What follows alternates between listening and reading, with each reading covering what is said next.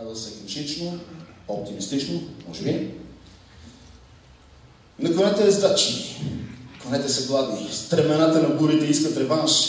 Ти препускай сега, пък нека те хване за опашката атът на черния страх. На кобилите в нострите слънцето плаче и пръхчи в премалялата крива дъждът. Господ знае обаче, че само ездачът на копите и кости възсяда света. Колко слънчеви зайци прескачат пътеки, колко блахи сърни ще облизват треви, пътнините прегръщат, побели от мляко, най-студените северни чисти мъгли.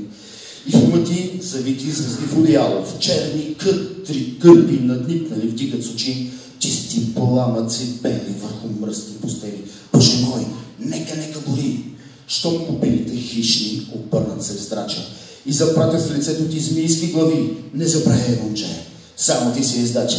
И не спирай, до край продължи.